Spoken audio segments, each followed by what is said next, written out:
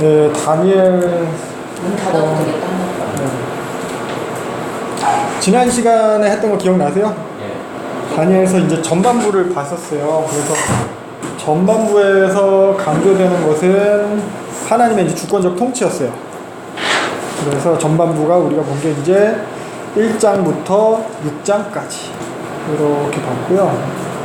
그래서 하나님께서 이제 자신의 백성들에게 뿐만 아니고 모든 제국과 왕들에 대해서 주권적으로 통치하시는 하나님이다. 그래서 금신상 나오고 막 그랬어요. 금신상에 막 뭐 이제 뜨인 돌이 와서 막 보시고, 그리고 뭐 느부갓네살이나 벨사살 이런 왕들에 대해서도 하나님께서 주권적으로 행하십니다. 그래서 요 부분을 특히 온 세상에 그 당시 공용어였던 요 아람어로 기록을 하고 있습니다. 그래서 오늘부터는 7장부터 볼 거, 오늘은 이제 7장부터 볼 건데, 7장도 지난 시간과 마찬가지로 아람어로 기록이 되어 있고요. 그래서 내용도 보면은 7장이랑 2장이랑 서로 약간 이렇게 백구를 이루고 있어요. 둘 다 이제 내 제국에 관한 얘기예요. 그래서 이렇게 이제 전반부가 후반부랑 서로 이제 분리되지 않고 같이 이제 연결된 그런 모습을 띠고 있고요. 그래서 전반부는 하나님의 주권적인 통치가 강조됐다면 후반부는 그 가운데에서 고통당하는 성도들, 이런 성도들의 상황이 부각돼요. 그래서 그럼 뭐냐, 주권적으로 통치하시는 하나님인데 성도는 왜 고통을 당한 것이냐, 하나님께서 성도의 고난을 뭐 주권적으로 그럼 조장하시는 거냐, 이것에 대해서 설명해 주는 게 오늘 볼 요 후반부 내용입니다. 그래서 큰 전제는 전반부에서 봤듯이 하나님의 주권적인 통치, 온 세상에 대한 주권적인 통치, 그리고 그래서 그런 대전제 하에서 지금의 현실에 대해서 해석해주고 전망해주는 거예요. 앞으로 어떻게 될 거냐. 그래서 성도의 그런 고통스러운 상황에 대한 해석과 전망, 요거를 묵시문학적인 형태로 기록하고 있어요. 그래서 묵시문학의 특징이 어떤 거냐면 상징이 많이 쓰여요. 표현이 상징. 그러니까 난해, 어려워요. 그리고 묵시문학은 주로 이제 핍박의 상황에서 막 발생하게 되는 그런 문학 양식이에요. 그래서 결국 핍박의 상황에 있는 사람들한테 미래에 있을 소망에 대해서 제시합니다. 그래서 그런 틀을 가지고 오늘 본문을 보면 될 것 같아요. 그래서 7장도 보면은 아람어로 된 본문이라고 했잖아요. 그래서 전반부와 후반부를 이어주는 연결고리의 역할을 이 7장이 하고 있는 거고요. 7장은 보면은 1인칭 시점이에요. 1인칭 시점으로 다니엘이 경험한 환상이에요. 이전까지는 시점이 3인칭 시점이었어요. 그래서 다니엘이 겪은 에피소드에 대해서 역사적으로 서술해주는 거였다면은 이번에 이제 본인이 다니엘 1인칭 시점으로 이야기를 이제 전개해 나갑니다. 그래서 보면은 7장 1절 성경 보시면은 7장 1절 펴서 보시면 벨사살 원년이에요. 그래서 벨사살의 아버지 원래 나보니두스가 있는데 나보니두스가 즉위한 지 그 3년 만에 아들이랑 이제 섭정을 하기 시작해요. 그 아들이 이제 벨사살이에요. 벨사살이랑 섭정한 연도가 그래서 533년 요 정도 되고, 그래서 요때 이제 다니엘이 꿈을 통해서 환상을 보는 거거든요. 그래서 보면은 요때가 7장이 533년이에요.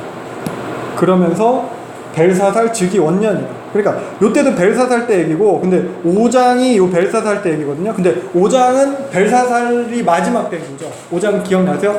벽에 메네메네 대게루가를 썼던 그 사건. 그러니까 이걸로 바벨론이 멸망하잖아요. 그러니까 요 벨사살의 잔치, 벽에 손가락으로 글씨 쓴 것보다 훨씬 앞선 사건이 요 7장의 사건이라는 거예요. 5장은 539년이에요. 539년이면 안 되는데? 잠시만요. 5장이 538. 연도가 거꾸로 가야 되는데? 그죠? 잠시 연표를 확인을 한번 해보고, 그럼.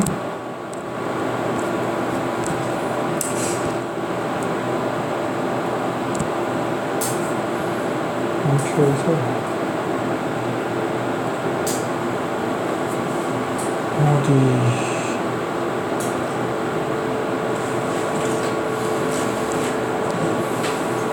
벨사살이 539년. 아, 맞네. 시가 별로 안 됐네. 얼마 안 됐네. 539년. 연표를 갖다 내가 거꾸로 적었네. 에바시말 나보니두스 때. 고레스가 이때. 왜안 치는? 아무튼 연도는 제가 조금 헷갈린 것 같고요. 일단 다시 진행을 하면은 그래서 아무튼 요 사건이 요 5장보다 앞선 사건이라는 걸 갖다 일단 기억을 하시면 좋을 것 같고, 그래서 보면은 다니엘서 7장부터 보도록 하겠습니다. 그러니까 7장 2절 보면은 내 바람, 큰 바다 뭐 이런 표현인데, 넷은 주로 이제 성경에서 사방에서 온 세상을 가리키는 거고요. 바다는 일반적으로 이제 구약에서 보면 이제 혼돈이거든요. 혼돈. 바다는 이제 알 수 없는 곳이에요. 그래서 하나님을 대적하는 세력을 많이 상징을 해요, 바다가. 그래서 보면 계시록에서도 보면은 새하늘과 새 땅에서는 바다가 없어요. 계시록 21장 1절을 보면은 새하늘과 새 땅을 보니 처음 하늘과 땅이 없어졌고 바다도 다시 있지 않더라. 그래서 바다도 없어져야 될 대상이 중 하나예요. 아무튼. 그런데 그 곳에서 이제 3절 보면은 이제 짐승이 바다에서 나오는 거예요. 짐승도 바다도 다 하나님이랑 반대되는 상징물들이거든요. 그래서 이 7장에서 설명은 하나님을 대적하는 세력으로서의 그 네 제국을 설명하고 있어요. 그래서 2장에서의 네 제국을 설명할 때랑은 좀 달라요. 같은 네 제국이지만 2장에서는 하나님의 주권적 통치 아래서 바람 앞에 날아가는 그런 아무것도 아닌 그런 네 제국이었다면 7장에서는 하나님에 대해서 우호적이지 않고 나아가서는 대적하기까지 하는 그런 세력으로서의 네 제국. 그래서 보면은 이제 그런 대적하는 세상의 제국들에게 핍박당하는 성도에 대해서 이제 이야기를 합니다. 그래서 4절 보면은 첫째 짐승은 독수리의 날개를 가진 사자 같은 모습이래요.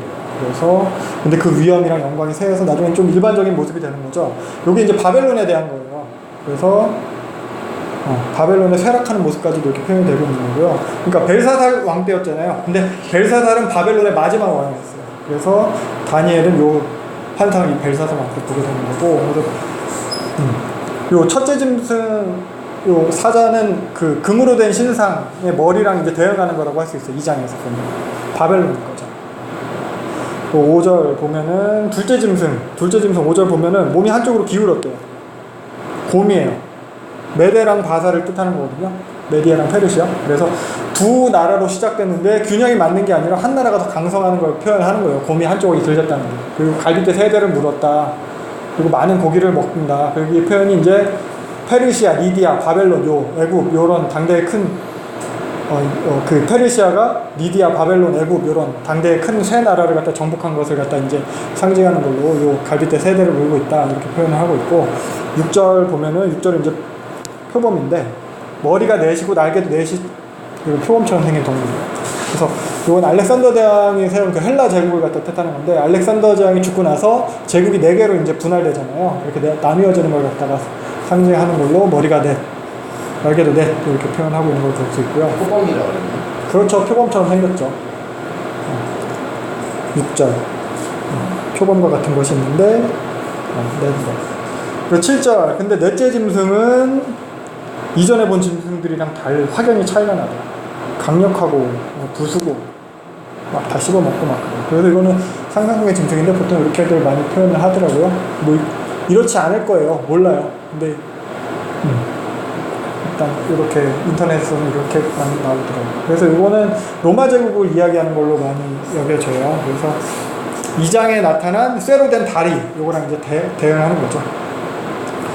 그래서 여기 보면은 뿔이 있는데 10뿔이 있는데 작은 뿔이 나면서 새 뿔을 갖다 뽑아버리고, 이 작은 뿔이 눈도 있고 말도 하고 막 한대요. 여기서 8절에 보면은 큰 말을 한다고 했는데, 큰 말이라는 게 원어상 교만한 말이라는 뜻이에요.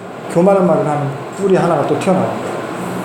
그런데 갑자기 이제 9절 보면 하늘에서 이제 보좌가 보이고 심판이 시작이 되는 거죠.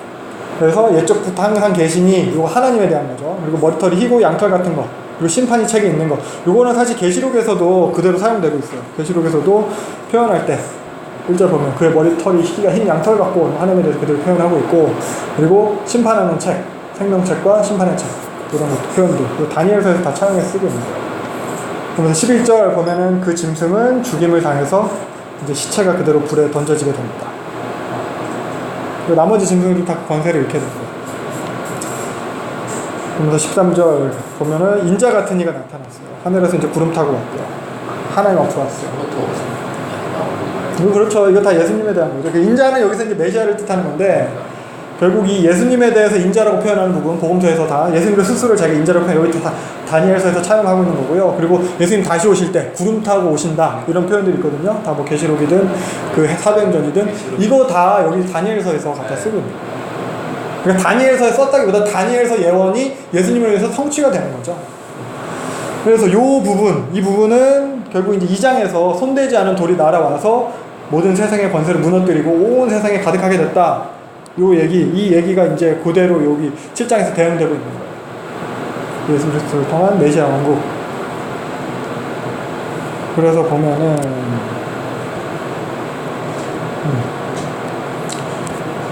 이거 지난 시간에 봤던 게 이거죠. 신상.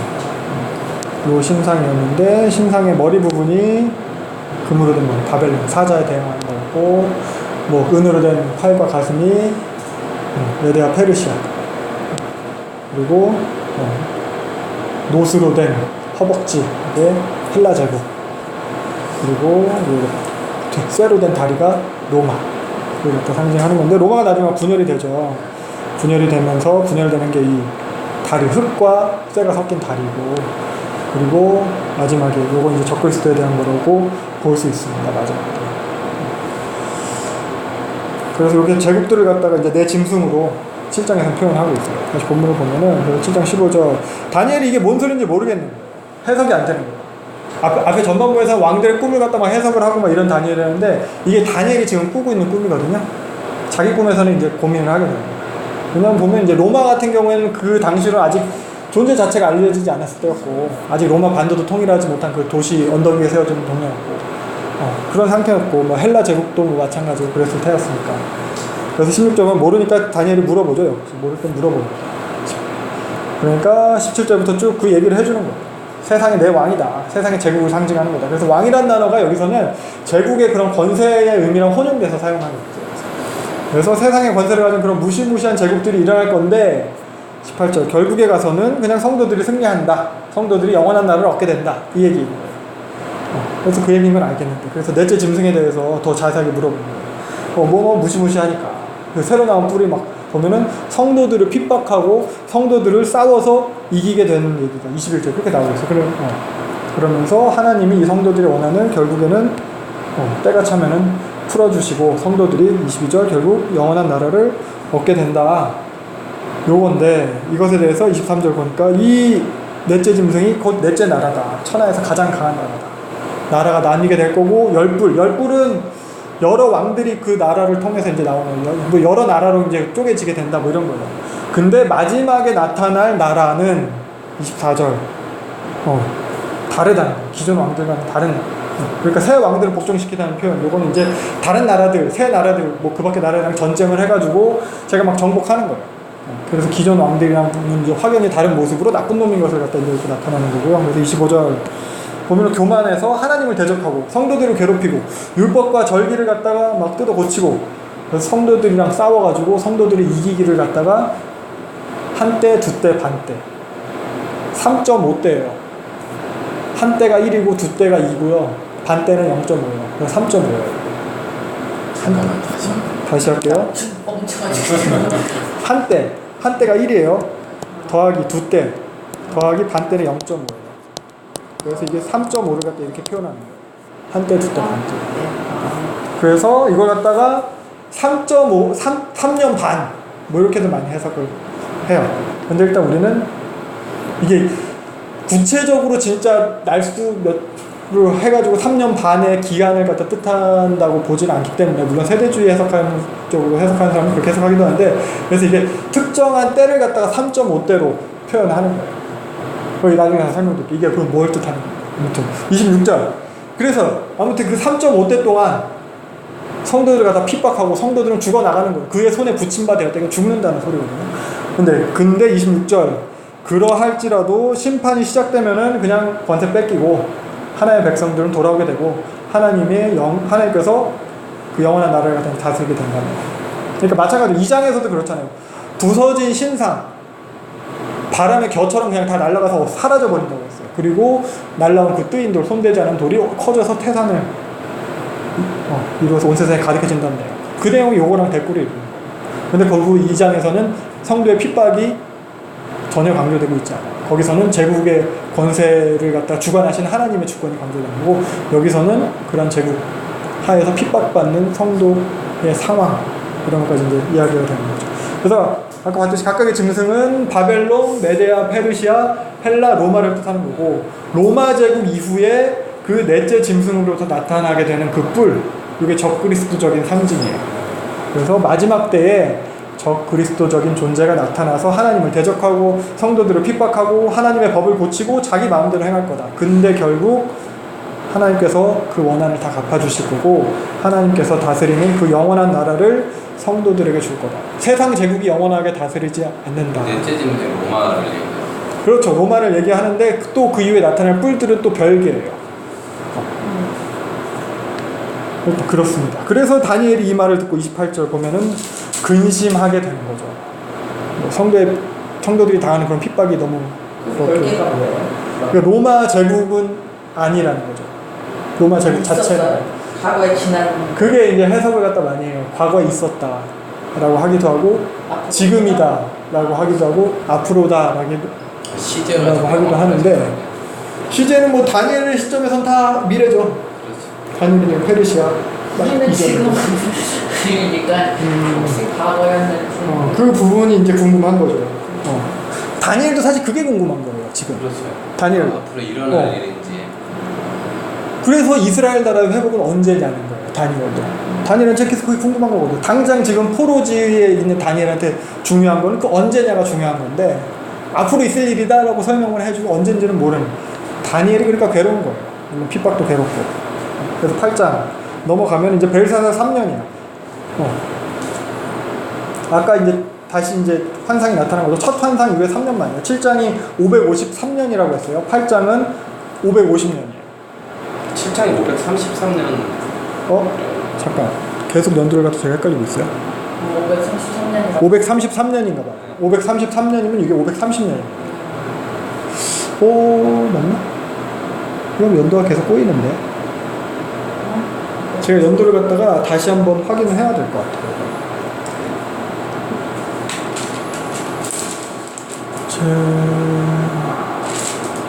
벨사살 3년.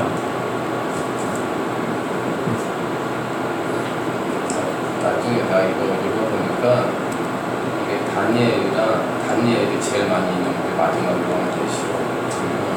다니엘이랑 요한계시록 연결되는 부분이 마지막. 제가 앞에 말한 그 530 9년이라고 하셨어요. 그렇죠. 그래서 5장이 539년이고 7장이 553년입니다. 553년. 그래도 꼬이는데 이게. 아무튼 7장이 553년은 맞는 것 같고 5장이 맞다. 5장도 맞네요. 5장이 539년입니다. 왜냐면 7장이랑 8장이 5장보다 앞에 있는 사건이에요. 기원전이라 날짜가 거꾸로요. 큰 수에서 줄어들어요. 그래서 7장에 553년에 먼저 내 짐승의 환상을 받고 8장은 550년이고 550년. 네, 그거보다 한참 이후인 539년 혹은 538년에 5장이 나타나고 5장 벨사살의 잔치가 있게 되는 거예요. 그래서 다시 여기서 그래서 8장은 그래서 550년이죠. 그래서 마찬가지로 5장 사건도 앞서서 일어난 사건이고 장소는 보면 2절 보면은 엘람의 수산성이래요. 그래서 을레 강변이래요. 거기서 환상이 있대요. 그러니까 제 생각에 다니엘이 에스겔서에서 보면 에스겔이 막 유체이탈식으로 해서 막 예루살렘도 보고 성전도 보고 그랬잖아요. 그것처럼 여기서도 그런 식으로 환상을 경험한 것 같아요. 왜냐면은 지도를 보게 되면은 이 당시에 다니엘은 아마 뭐 바벨론에 있었으니까 여기 바벨론이 여기인데 근데 엘람 수산은 여기거든요. 그러면 메대 영토예요. 그러니까 바벨론 영토가 아니에요. 그리고 요 550년 정도면 고레스가 여기 페르시아의 고레스가 반란이 이렇게 해서 메대 전체 영토를 갖다가 다 점령했을 상태예요. 그러면은 여기는 아직 바벨론에 있는 다니엘이 갈 수 없는 동네예요. 아무튼 그래서 다니엘이 환상을 본 것 같아요. 그래서 요 환상을 봤는데 결국 어디 갔어요? 메대 바사 제국의 뭐 수도 중에 하나, 수산, 엘람 수산으로 간 거예요. 그래서 이 환상도 그 메데 바사, 메데 페르시아 제국에 관한 거예요. 그래서 보면은 두 뿔을 가진 순양이에요. 3절. 근데 나중에 보니까 한 뿔이 다른 한 뿔보다 길어요. 그래서 순양이 서쪽, 북쪽, 남쪽을 다 들이받는데 막을 자가 없대요. 점점 강해집니다. 그런데 갑자기 5절 보면은 서쪽에서 이번엔 순염소가 나타나요. 염소는 뿔이 하나예요. 커다란 뿔이 하나예요. 그래서 염소가 순양을 쳐가지고 뿔도 꺾고 짓밟고 하는데 막을 자가 없대요. 7절. 엎드려서 죽은 거죠. 그래서 8절부터 보면은 그러면서 갑자기 순염소의 뿔이 하나 있었던 그 뿔이 꺾이면서 커다란 네 뿔이 나타났어요. 그 중에서 한 뿔, 네 뿔 중에 한 뿔이 점점 커져서 하늘에 미칠 만큼 됐대요. 이건 교만해져요. 하나님을 갖다 이제 대적하는 존재로 센 거예요. 하늘의 군대라는 표현, 해달별을 뜻하는데 뭐 이거 뭐 하나님을 대적한다는 거거든요. 그만큼 이제 권세가 대단했다는 거예요. 그래서 스스로 높아져서 하나님을 대적하고 하나님의 드린 제사를 없애고 성수를 헐고 진리를 땅에 던지기를 자기 마음대로. 그냥 막 마음대로 12절 자기 마음대로 했다는 거예요. 결국. 그래서 이러한 일이 14절 보면 2300주야로 계속된다. 2300주야. 그래서 낮과 밤 해가지고 반으로 나눠서 1151을 말하는 것이다. 뭐 이렇게 여기기도 해요. 이거는. 그래서 보면은 다니엘이 결국 이걸 갖다가 뭔 소리인지 몰라가지고 두려워서 또 엎드려 있는 거죠. 다니엘이. 그래서 요 제국이 이런 식으로 이제 비유가 되는 거거든요. 그래서 보면은 천사가 이제 환상을 해주는데 천사는 일단 가브리엘이에요. 그래서 보면은 이것도 이제 마지막에 정해진 그 끝날에 대한 것인데 이 두 뿔을 가진 순양이 결국 요 메데 페르시아 은으로 된 팔과 가슴 갈빗대 세대문 곰 요걸 뜻한다는 거예요. 그래서 뿔이 하나가 더 커요. 나중에 나온 뿔이 커요. 왜냐면 페르시아가 메데를 갖다가 같은 나라인데 나중에 더 커져가지고 힘이 세졌으니까 이게 두 번째 짐승 곰이 한쪽으로 기울어진 거랑 이제 같은 그런 표현입니다. 그래서 그리고 이 뿔이 하나인 요거 헬라 제국이죠. 이 뿔은 알렉산더 대왕 상징하는 거예요. 근데 이 뿔이 꺾이게 되고 뿔이 이제 나중에 하나, 둘, 셋, 네 개가 나온다고 했죠. 나라가 네 개로 나뉘는 거. 그 중에서 하나가 커진대요. 이 중에서 이거 하나가 커져서 이게 결국 이제 하나님의 백성, 하나님과 대적하죠. 여기 이제 뭐 적그리스도적인 인물인데 안티오코스 에피파네스를 갖다 얘기하는 거거든요. 여기 보면 이제 나라가 네 개로 나뉘는데 그 중에서 두 나라가 특히 11장에서 자세히 볼 거예요. 이거는 11장에서 보도록 하고 아무튼 안티오코스 에피파네스 4세를 갖다가 지칭하는 거예요. 특별히 더 커지는 요 현저한 뿔은. 그래서 이 안티오코스 에피파네스 4세가 적그리스도를 갖다가 상징하는 모형적 인물이에요. 마지막 때에 적그리스도가 행한 요딴 식으로 행할 거라는 거예요. 성도를 핍박하고 속여서 배교하게끔 만들고 배교하는데 막 명분을 막 주고 하나님을 대적하는 행태를 벌이고 성도들을 죽게 하고 이런 인물. 그래서 다시 본문으로 보면은 26절 그래서 쭉 이렇게 해석을 해줬어요. 그래서 요 26절을 얘기하는 게 이제 이 환상은 확실하다. 여러 날 이후에 일어날 거다. 주야에 대한 환상은 아까 14절에서 말한 2300주야라는 거예요. 그래서 2300주야가 안티오코스 4세가 안티오코스 에피파네스가 성전에 제우스 신상을 갖다 세우고 돼지고기로 제사를 드려요. 그러니까 성전을 갖다 더럽힌 거예요. 근데 그로부터 이제 유다 마카베오 마카비 혁명이 일어나거든요. 유대인들 사이에서. 그래서 그 반란이 일어나는 거죠. 그래서 유다 마카베오가 이제 성전을 갖다 정화해요. 다시 성전을 탈환해가지고 그때까지의 기간이 요 정도 기간이 돼요. 1150일. 네, 맞아 떨어져요. 그러니까 이게 제우스 신상을 세운 게 167년 12월인데 그때로부터 성전이 회복된 게 164년 12월이에요. 성전이 회복된 걸 갖다 이제 수전절로 지키거든요. 요한복음에 보면 예수님도 수전절을 지키러 이제 성전에 올라가요. 이 절기가 등장을 해요. 절기로 정해져요. 그래서 이게 이제 윤년이 두 번 끼면은 이게 딱 맞아요. 윤년이 3년 혹은 2년에 한 번씩 들어가거든요. 근데 이 3년 중에 3년에 두 번 들어가는 때가 있어요. 윤달이. 그래서 윤달이 두 번 끼면은 그 날짜가 맞아요. 진짜 이거 연도 헷갈리고 나중에 보면 성전 회복도 있고 성벽 회복도 있고 그렇죠. 이게 성전 성벽이 또 틀려. 저도 되게 많이 헷갈려요. 와, 여기 왜 성전을 재건했는데 왜 또 짓지? 근데 그게 알고 성벽. 그런데 난 뭐 느헤미야서 느헤미야. 그런데 일단은 여기는 아직 일단 그 느헤미야 이후 시대이긴 해요, 여기는. 그래서 이 얘기를 보고 다니엘이 다시 이제 끙끙 알아 눕는 거예요. 앞장에서는 막 고민하고 막 근심을 여기 알아 누워서 이제 며칠 동안. 왜냐면 이번에는 회복에 대한 내용은 아예 없어요. 핍박만 받다 끝났네. 잔뜩 받았어요. 그러니까 다니엘 입장에서는 사실 설명 들어도 뭔 얘기인지 아무것도 모르고, 왜냐면 지금 당장 바빌론 제국이 건재한 상태고, 헬라는 뭐 생각지도 못한 이야기인데 헬라 제국이 나타난다고 하고, 뭐 끼케야 저 리디아 정도까지 생각, 바다 건너 뭐 그리스를 갖다 어떻게 생각을 했겠어요. 게다가 결국엔 그 헬라 제국이 하나님을 대적하고 제사와 율법을 폐하고 성도들을 죽이기까지 한다. 다니엘은 계속 언제쯤 회복되느냐 이걸 갖다 고민하고 있는데 지금 요 꼴만 보여주는 거예요. 그러면서 이 환상이 확실하다, 나중에 반드시 일어난다 하니까 이게 무슨 소린가 싶은 거예요. 근데 진짜 소름 끼쳐. 이게 다 맞는 거잖아. 근데 진짜 이게 뭐 누가 뭐가 아니라 이 환상 자체가 다 맞아 떨어지는 게. 그러니까요. 그래서 뭐 다니엘서를 갖다가 이후에 기록된 거다. 그러니까. 그냥 2세기 때 기록된 기록물이다라고 하는 자유주의 학자들도 하고 얘기를 하는데, 외우는 너무 딱 떨어지는. 그런데 여러 가지 정황과 근거들, 저번에 지난 시간에 얘기했듯이 예수님도 다니엘서를 갖다가 다니엘의 기록물을 인정을 하고 있고, 그런, 그리고 또 뭐 쿰란 사회사본, 이미 뭐 3세기 4세기 때부터 있었던 사본에 이미 다니엘서가 들어가 있고, 그런 걸로 봐서는, 그리고 또 뭐 3세기에 70인역 성경 번역됐을 때 이미 다니엘서가 있는데 어떻게 2세기 이후의 기록물이라고 할 수 있는가라고 했을 때는 뭐 그렇지 않은 거죠.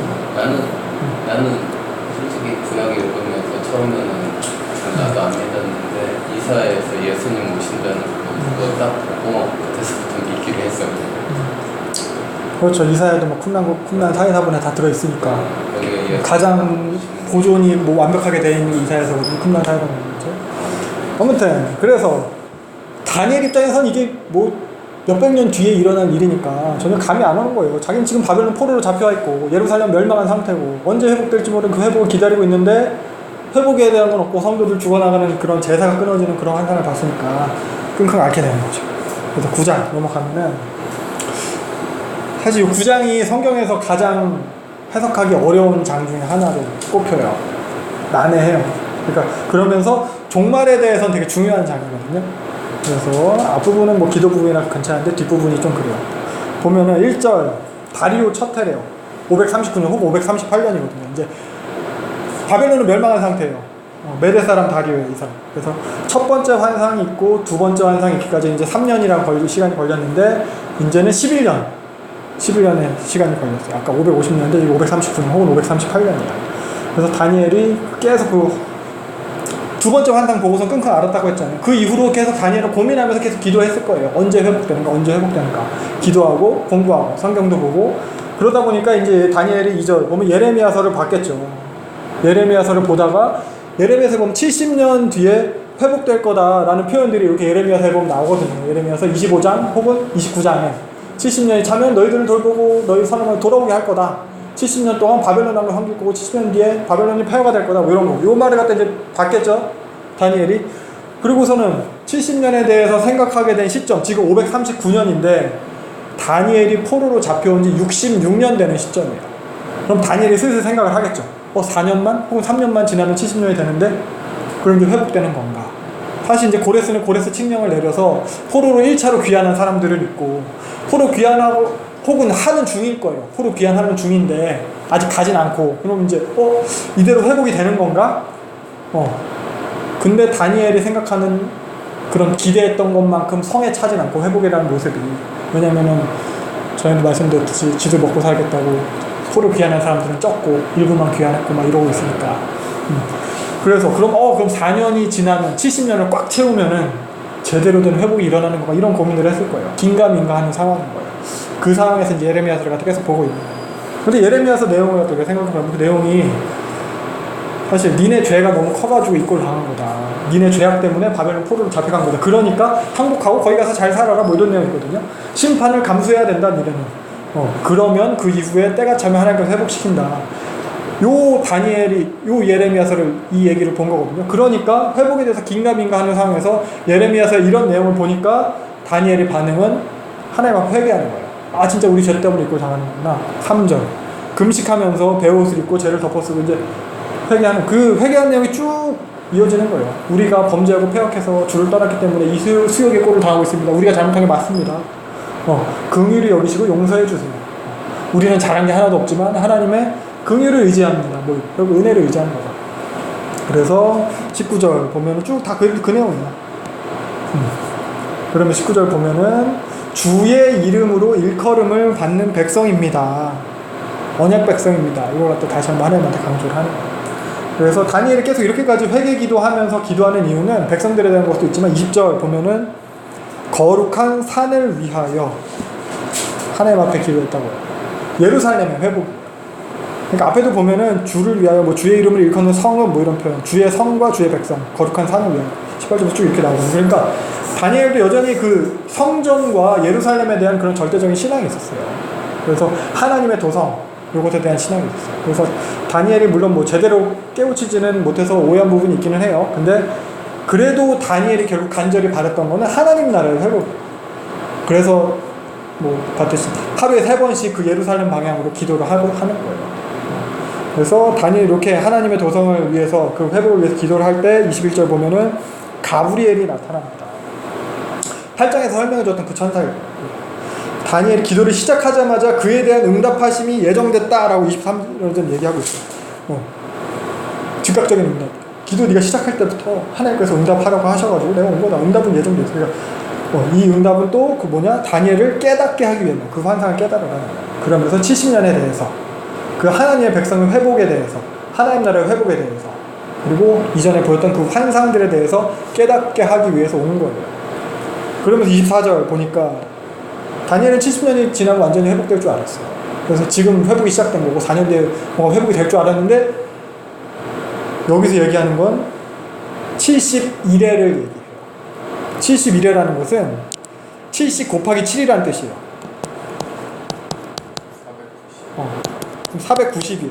이게 491이냐 490년이냐 뭐 이것에 대해서 뭐 얘기가 많은데 뭐 일반적으로 490년 연도로 해석하는 사람도 490년으로 많이 이렇게 해석을 해요. 그래서 하나님의 백성 거룩한 도성 하나님의 나라가 회복되기 위해서 490년이 더 지나야 된다. 490년을 갖다 준비했다. 뭐 이런 얘기를 하는 거예요. 그래서 여기서 이 71회를 갖다가 어떻게 볼 것인가라고 했을 때 진짜 숫자 그대로 시간 그대로 490년이다.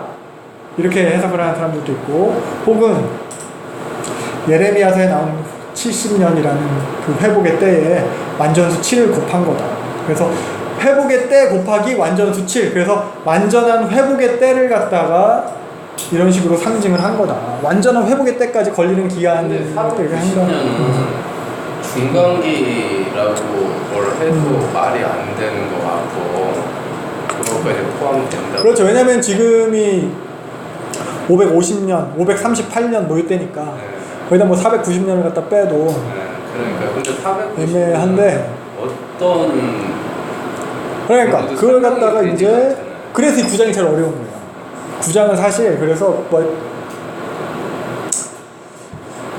모두가 동의할 만한 의견이 사실 나오진 않는 거예요. 예순 두 일에는 뭐예요? 그러니까 여기 그걸 갖다 다 설명을 해야 되는 거예요. 지금 해볼게요. 그래서 70년에 완전수 7을 곱해서 그냥 완전한 기한을 갖다 그냥 뜻하는 거다. 완전한 때다. 그러니까 신적인 사역이 완성되는 기간을 갖다 뜻하는 거다. 그래서 그냥 다니엘한테 그냥 완전한 때가 되면 회복이 될 거야. 네가 말하는 그 하나님의 나라. 뭐 이스라엘 백성들이 포로 귀환을 하겠지만 진짜 하나님의 통치가 온 세상을 다스리는 그 완전한 그 하나님의 나라는 그냥 정한 때가 되면 회복이 될 거다. 이 정도. 혹은 70년이라는 것이 사실 보면은 땅의 안식을 뜻하거든요. 역대하에 보면은 땅의 안식을 얘네들이 이제 가나안 땅에 들어와서 율법도 안 지키고 안식년도 안 하고 하니까 하나님 강제 안식년으로 70년을 주신 거다. 그러니까 그래서 거기까지 가게 되는 거예요 지금. 그래서 요 70년이 안식년에 대한 70년이라는 거예요. 일단 역대기에서 안식년 하나님 그러니까 70년 이거는 이제 70년 곱하기 7이잖아요. 완전한 안식의 때라는 거예요. 희년이 70년인가요? 희년도 7을 곱해요. 안식년 곱하기 7이 희년이에요. 그래서 49 다음에 50년째가 희년이거든요.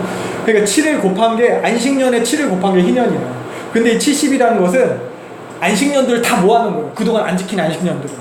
안식년 곱하기 7이 희년이에요. 레위기. 아, 진짜 되게 어려워지고. 레위기 25장 8절. 7 안식년을 계수할지니 7년이 7번인즉 49년이에요. 이게 희년에 대한 본문이거든요. 그러니까 안식년, 매 7년마다 안식년이 있는데 이거 곱하기 7이 희년이다. 그래서 7을 곱하는 것이 희년과 관계가 있는 거다. 그래서 이 완전한 안식년 7년이 70 이들이 지키지 않은 그 안식년에다가 7을 곱해서 그럼 완전한 안식년 곱하기 7이니까 완전한 희년이다 이거는. 니네들이 50년마다 지키던 그 희년이 아니고 진짜 궁극적으로 와서 모든 것이 해방될 그 희년을 갖다가 이렇게 표현을 한 거다. 희년을 상징하는 거다. 뭐 이렇게까지 얘기를 하기도 해요. 그래서 단순히 이스라엘의 역사적 이스라엘의 그런 회복이라기보다는 종말론적 하나님 나라의 회복. 그런 거 같아요. 이거는 그냥 50년이라고 한 게 아니라 7을 7번이 7년이 7번이라고. 네, 근데 뭐 여러 주장들이 있기 때문에 뭐 하나라고 특정할 수는 없고, 그래서 다들 동의하는 확실한 것은 이 70일이라는 특정 기간 동안에 하나님께서 자신의 백성을 구원하시려고 회복하시려고 준비하시고 계획하시고 이루어 가신다. 요건 다 동의를 해요. 그 기간을 갖다 뭐다 특정할 수는 없지만 이것이 이래가 무슨 7이란 뜻이에요. 이래가 하루 이틀 사흘 날 닷새 엿새 이래 7. 그래서 7을 갖다 이렇게 우리가 한국말로 이래라고 번역을 한 거죠. 그래서 이 70일이라는 것이 결국 하나님께서 준비하시는, 회복을 위해 준비하시는, 결국 구속사를 갖다 상징하는 그런 말이다. 그래서 보면은 70을 그렇대요. 70곱하기 7이래. 그래서 요 때가 되면 24절, 허물이 그치며 죄가 끝난다. 죄악이 용서되며 영원한 의가 드러난다는 표현. 그러면서 지극히 거룩하니까 기름 부은다는 표현. 요게 이런 표현들. 요게 예수님 초림으로 시작됐고 재림 때 완성되게 될 그런 종말에 대한 그런 표현으로 볼 수 있다라고 하는 거죠.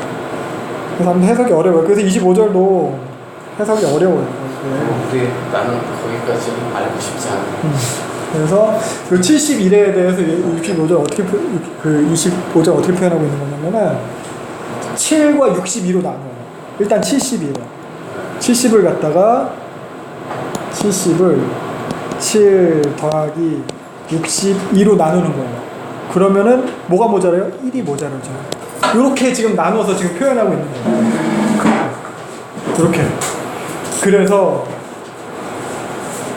특정 기간이죠. 7일의 기간, 62일의 기간, 한 일의 기간. 일에는 7이라고 했어요. 그죠? 그럼 이건 한 일에는 7년이라는 뜻일 수 있는 거예요. 요거를 일단 기억을 해보세요. 7일에 62일에 한 일에 이렇게 나눠서 생각을 하는 거예요. 그래서 7일에 동안 어떤 일이 일어났냐? 예루살렘을 중건하라는 영이 날 때부터, 명령이라는 뜻이에요. 명령. 히브리어로 따바르예요. 말씀. 하나님의 말씀이 이거 말씀. 예루살렘을 다시 세우라는 말씀이 내려지고 기름 부음 받은 자가 일어나기까지가 이 7년이 7일이라는 거예요. 77, 49, 뭐 49년이라고 할 수도 있겠죠. 혹은 그냥 7일이라는 상징으로 쓰는 거예요. 그래서 이걸 갖다 어떻게 사람들이 생각하냐면은 어떤 의견이냐면은 기름 부음 받은 자, 구약 시대예요. 아직 구약이에요. 신약의 예수님에 대해서 뭐 알기 이전이에요. 구약에서 다니엘의 이 시점에서 성경에서 기름 부음 받은 자라고 표현된 게 어디 나오냐면 이사야서에 나와요. 누구한테 기름 부음 받냐면 고레스에게. 고레스는 볼까요? 이사야서 45장 1절. 기름 부음 받은 고레스에게 이렇게 말씀하시더래요. 그래서 고레스가 결국 이제 하나님의 백성에게 포로 귀환하라는 명령을 갖다 내리는 사람이잖아요. 그래서 요 7일의 첫 번째 7일을 갖다가 기름 부음 받은 자가 일어나기까지의 기간, 고레스가 일어나기까지의 기간을 갖다가 7일에다 뭐 이렇게 표현을 하기도 하더라고요. 근데 이거 이론이 되게 다양해요. 저도 한 가지를 제시하는 거예요. 기름 부음 받은 자 일어나는 걸 갖다가 예수 그리스도의 초림으로 보기도 하고, 혹은 뭐 그 에피파네스 아까 말한 그때 적그리스도적 인물이 나타났을 때 제사장 뭐 오니아스라고 뭐 보기도 하고 뭐 다양해요. 근데 아무튼 일단 7일에 라고 구분하고, 그 다음에 나타나는 게 62일에 62라는 숫자. 62라는 숫자는 이제 좀 곤란한 동안이에요. 여기 보면은 표준세 번역을 통해서 보면은 조금 더 기름 부은 왕이 오기까지 7이래가 지나갈 것이고, 그리고 72이래 동안에 예루살렘이 재건되기 시작을 하는 거예요.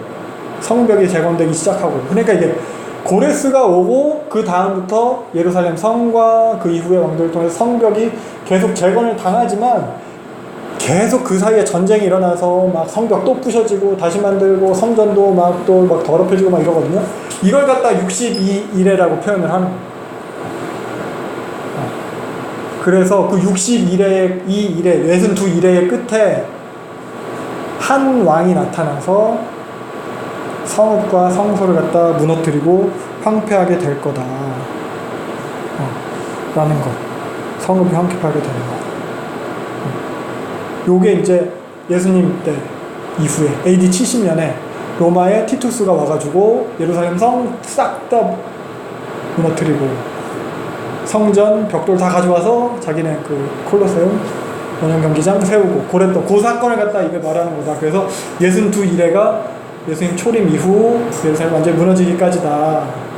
그렇게 이제 핍박의 때라고 이야기를 하기도 하고, 그리고 마지막 한 이래가 남잖아요. 요 한 이래. 그래서 한 이래에 대한 표현이 이게 이제 27절인데, 그래서 더불어 한 이래 동안 언약을 굳게 맺고, 요 그 27절에 그를 갖다 이제 적그리스도적인 인물이라고 많이 이제 해석을 해요. 그래서 적그리스도적인 인물, 앞에 나왔던 그런 적그리스도적인 인물이 한 이래 동안에, 한 이래는 7년이죠. 7년 중에 언약을 굳게 맺는데, 그 이래의 절반, 7년의 절반이면 몇 년이에요? 3.5죠. 앞에 나온 3.5년이 그 3.5년의 이래의 절반에 제사와 예물을 금지할 거고, 포악하여 가증한 것이 날개를 지어 설 것이며. 그러니까 앞에 나왔던 표현들이에요. 열매에 가증한 것이 서지 못할 것에 서는 표현, 제사와 예물을 갖다 금지하는 표현, 요 3.5년, 한때, 두때, 반때 동안 성도들이 당하게 될 핍박, 요런 것들. 그래서 이거 갖다가 뭐 예전에 세대주의적 해석할 때는 7년 대환란, 7이래, 이제 한 이래, 그 중에서 한 이래 반, 3.5년. 그래서 예수님 공중 재림하시고 그 전에 성도들은 휴가에서 올라가고 이런 얘기들을 했었는데, 그런 얘기는 다 이제 어떻게 보면 성경에 나와 있지는 않은 얘기예요. 근데 우리가 여기서 알 수 있는 것은 그 한 이래의 반, 3.5대, 3.5년을 정말 이런 핍박의 시대, 적그리스도가 어떻게 보면 주도적으로 아주 열심히 활동하는 시대가 있을 거라는 거죠. 그래서 이 7이래, 7과 62와 한 이래를 갖다 연속적인 사건으로 볼 것이냐, 연속적인 시간으로 보지 않는 견해가 대부분이고요. 그래서 특정, 그러니까 아까 구속사, 70이래라는 것이 결국 구속사, 하나님께서 자신의 백성, 하나님 나라를 갖다가 이루시기 위해 이끌어 가시는, 그 계획해 가시는 그 과정이다라고 봤을 때 특정 구속사의 기간들에 대해서 상징하는 거다. 그래서 62이래, 그리고 7이래, 그리고 마지막 한 이래. 그래서 우리가 여기 볼 수 있는 마지막 한 이래는 마지막 때, 마지막 때, 말세에, 하나님 나라 가까이 왔을 그때의 그런 시기에 대한 상징적인 것으로 우리가 보면은 그냥 그나마 안전한 것 같아요. 다른 해석들이 각각 많기 때문에 어느 하나만 이것이 맞다라고 하기보다는 그렇게 그 정도 생각하시면 될 것 같고, 그래서 10장 보면은 이제 또 다니엘이 이제 바사왕 고레스 3년, 아까는 이제 고레스 원년이나 마찬가지예요. 538년, 539년 정도 때문에 고레스 3년이면은 535년, 536년 요 정도 됐을 거예요. 그러니까 그래서 요때 이제 천사가 와서 이제 얘기를 해주는 건데, 1절, 요 10장 1절이 앞으로 12장 끝까지 전개될 내용에 대한 소개, 1절이. 그러니까 앞으로 있을 큰 전쟁에 대한 내용. 앞으로 할 얘기가 그러니까 전쟁에 대한 얘기인 거예요. 언어적으로 보면 전쟁이 큰 고난에 대한 내용을 천사가 전해줬다는 거예요. 때는 고레스 3년. 이 고레스가 다리오 뒤에 고레스죠. 다리오 앞. 다리오랑 어떻게 보면 공동 통치했다고 보는 게 맞아요. 다리오가 메데 사람 아하수에로기 때문에. 연표 잠깐 보고 갈까요? 그러니까요.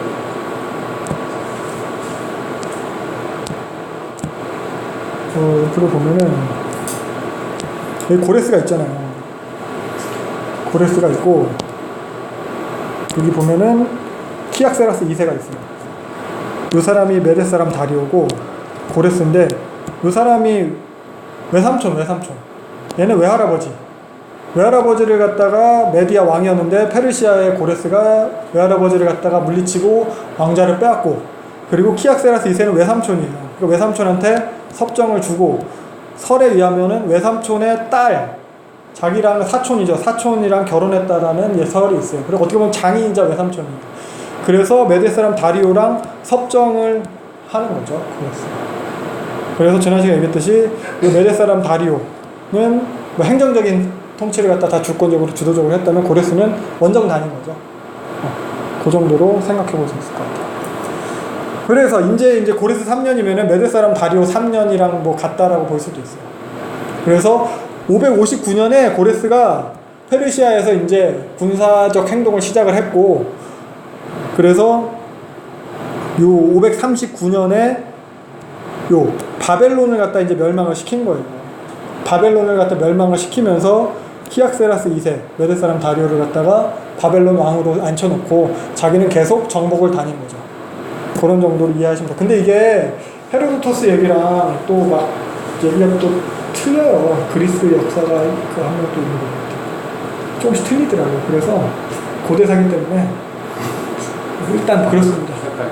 그 정도로 생각을 하시고, 아무튼 10장은 9장보다 3년이 지난 시점이다, 이렇게 생각을 하면 될 것 같고, 3년 혹은 4년이 지난 시점인데, 그래서 3년 혹은 이 4년이 지난 시점에서 그럼 뭐냐, 요때가 다니엘 나이 따지면 상당히, 다니엘 거의 막 90살 가까이 된 그런 시점이고, 그리고 요 해가 다니엘이 바벨론 포로로 끌려온 지 70년이 되는 그때, 그 나이인 거예요.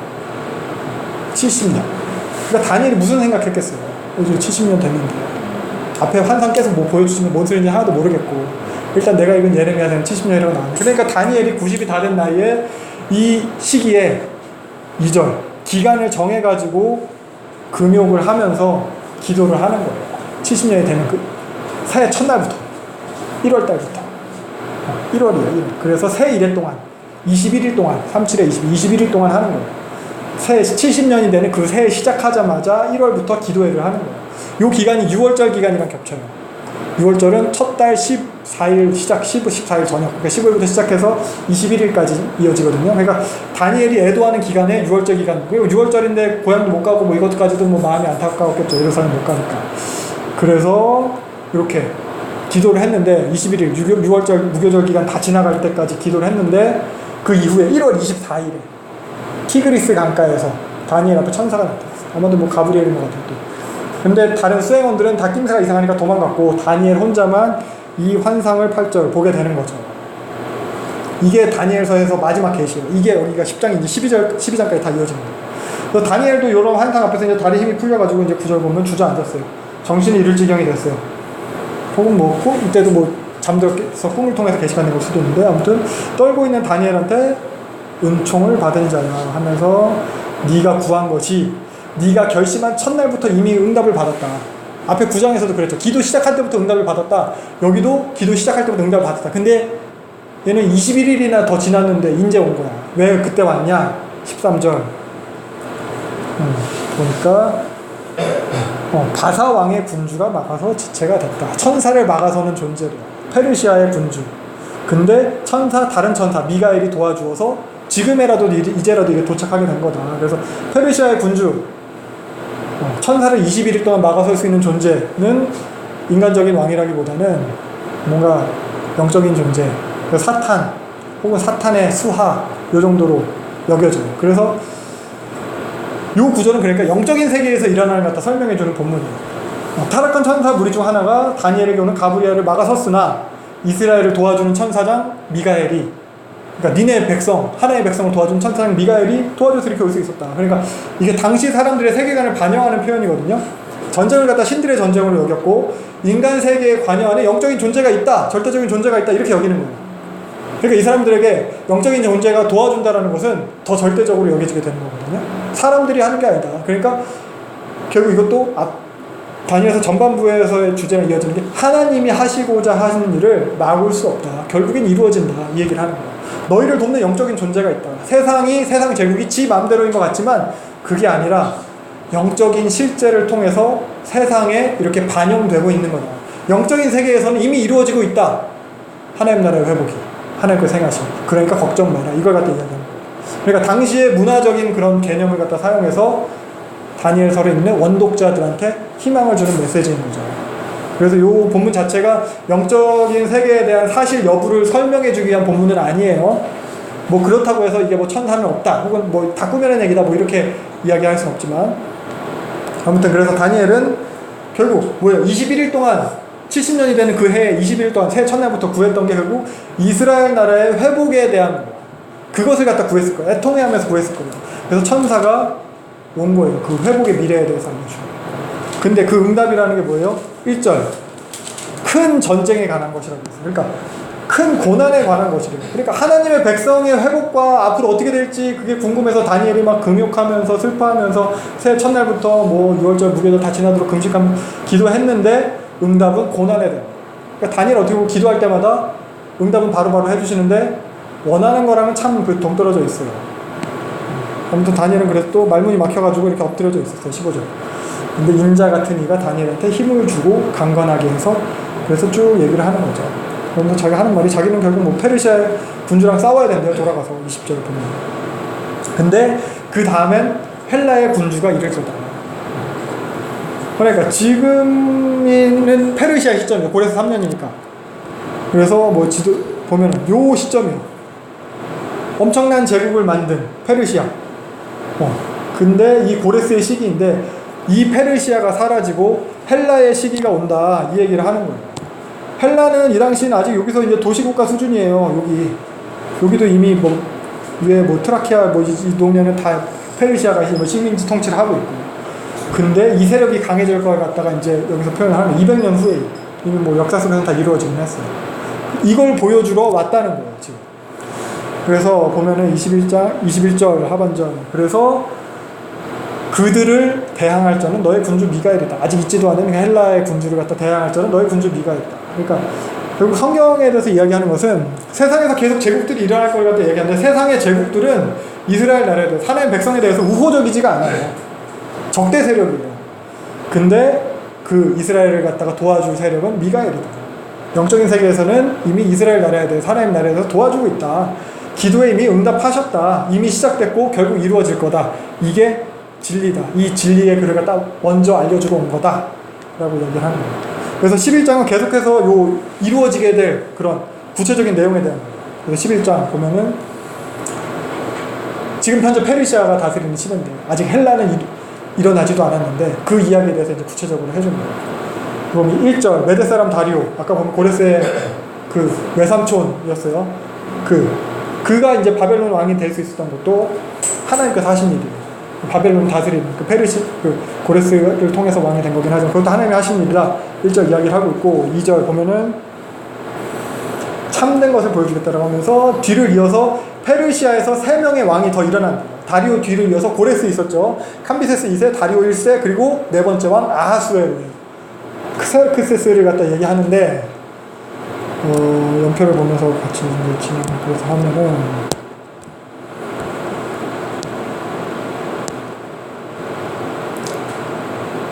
여기서 일단 고레스가 있었어요. 그러니까 고레스가 일어나고 그 다음에 캄비세스 2세 고레스의 아들이에요.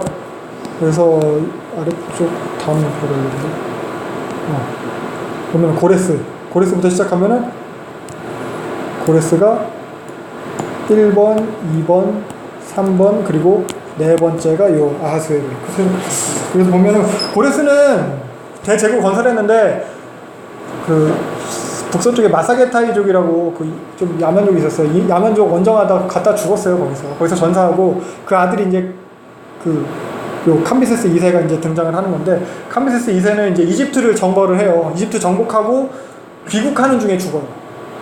동생도 스멜디스 그러니까 여기에 이집트를 정벌을 하고 에디오피아까지 정벌을 하다 에디오피아 정벌을 실패를 해요. 그때 이제 군사가 많이 죽었고 그러면서 이제 자기 동생 스멜디스도 죽이고 그 본국으로 돌아오는 중에 가우마타라고 반란을 일으켜요. 본국은 그래서 가우마타의 반란을 일으켜가지고 가우마타가 이제 다 어떻게 보면 장악했던 상황인데 본국으로 돌아오는 길에 죽어요. 자살이라는 설도 있어요. 아무튼 카밀이 죽어요. 그럼 여기서 이제 결국 이제 고레스의 직계는 다 끊어진 거예요. 근데 요 다리오 1세가 고레스랑 고레스의 이제 장수 중에 하나죠. 먼 친척인데 뭐 장수 중에 하나인데 이 사람이 가우마타의 반란을 진압을 하고 자기가 이제 왕이 된 거예요. 그래서 뭐 이제 정통성이 부족하죠. 직계가 아니니까. 그래서 고레스가 했던 그 정책을 갖다 이어받아서 다시 성전 재건을 갖다 지원을 해가지고 요 다리오 때 성전이 완성이 되는 거거든요. 근데 요 다리오 때 여기 보면 그리스를 갖다 이제 침략을 해요. 이게 이제 마라톤 전투거든요. 마라톤 전투에서 패배하잖아요.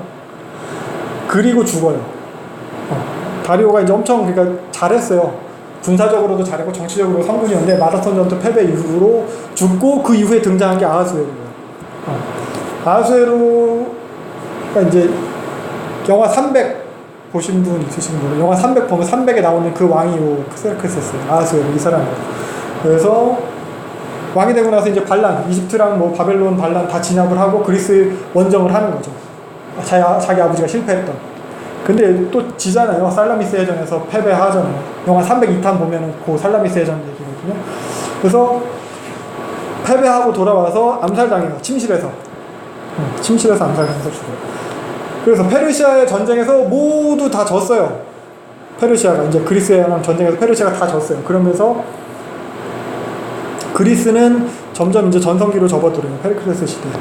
근데 지들끼리 싸워요. 펠로폰네스 전쟁을 해요. 그러면서 요때 펠로폰네스 전쟁, 그때 사실 페르시아랑 전쟁에서 주도적으로 했던 게 아테네랑 스파르타였는데 아테네랑 스파르타는 지들끼리 싸우다가 이제 쇠퇴하게 되고 그리고 마케도니아의 필립 2세가 이제 등장을 하면서 그리스 반도를 다 이제 통일을 하는 거죠. 발칸 반도를 다 통일을 하고 그리고 나서 이제 우리 이제 페르시아한테 복수해야겠다. 쳐들어왔어요. 복수하고 출정식 할 때 이제 이때 죽는 거죠. 필립 2세가 고린도에서. 그래서 그 아들이 알렉산더가 등장을 하게 됩니다. 페르시아. 요 알렉산더가 즉위한 연도랑 336년이랑 다리우스 3세가 즉위한 연도랑 같아요. 요때도 페르시아도 다 죽이고 암살해가지고 왕족이 다 사라져가지고 어디서 찾아서 다리우스가 이제 왕이 된 거거든요.